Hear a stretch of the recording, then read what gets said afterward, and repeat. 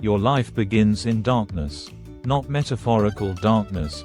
Literal, crushing, endless black. You just torn free from a leathery egg case after spending an entire year glued to the ocean floor. Congratulations, baby ghost shark. You've been alive for 30 seconds and already have the same energy as a sleep-deprived grad student. Confused, exhausted, and starving, you drift upward, wobbling with oversized fins that look more like awkward wings. Cute, maybe. Functional, barely. But there's no baby shower here.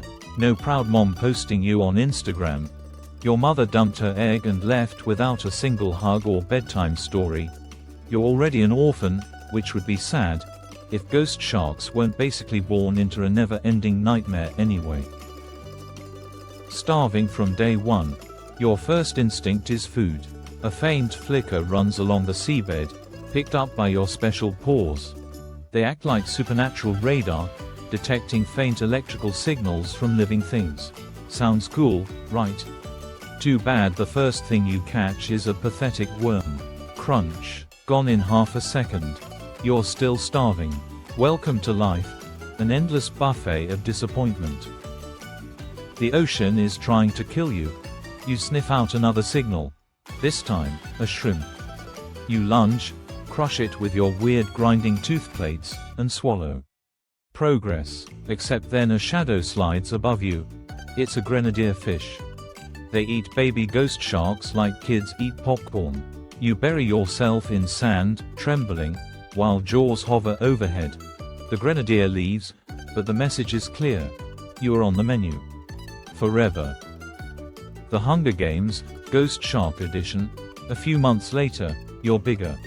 Not strong, just less fragile. Worms no longer cut it. You need larger prey, so you drift deeper into the abyss.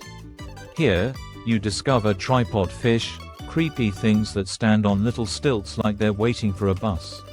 You crush one in your jaws. Victory. But here's the catch. Tripod fish are one of the few things down here you can actually kill. And they're rarer than honest politicians. The sibling rivalry from hell. You're not alone. Other juvenile ghost sharks show up, circling you like middle school bullies. Food is scarce, and they want your clams and worms. One distracts you while the other lunges for your face. Teamwork. You, alone.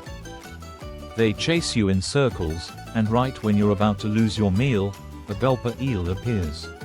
This thing is basically a nightmare sock puppet with a mouth that unhinges like a haunted purse. The eel lunges and swallows your bullies whole. You escape, but now you're not just prey. You're the lucky prey who got away. The trench of despair. At 1 year old, you get caught in a current and sucked into a trench. It's barren. No worms, no clams, no fish, just endless rows of spiky sea urchins. Desperate, you crunch one open. It's surprisingly tasty. Jackpot. For the first time, you found something reliable. You spend days smashing spiny urchins, each one popping like a stress ball. This is your new diet. Survival through eating underwater porcupines. Big boy problems. Fast forward a couple of years. You're stronger now, able to crush squid and clams with ease. You think you're finally moving up in life. But then, the real predators show up. 6-gill sharks. These are the landlords of the deep, and you're just unpaid rent. One nearly bites your tail clean off. You survive, but every meal is now a gamble, squid or shredded body parts. Love stinks, literally. By age 5, instincts scream at you to find a mate. You approach a female ghost shark with the grace of a drunk walrus. But before you can lock fins, a bigger male barges in and steals her. You fight, but she actually sides with him, smacking you away like an unwanted Tinder date. Heartbroken, scarred, and humiliated, you swim off, alone again. Romance in Ghost Shark Land isn't about love. It's about losing. Revenge served with spikes. Years pass. One day, you stumble across a dead tuna. Jackpot. But as you eat, guess who shows up? The same male who stole your mate years ago. He muscles in and eats until his stomach bulges like a balloon. You wait, patient. Then you grab a spiny sea urchin and slam it into his gut. Boom! His belly bursts like a water balloon at a kid's party.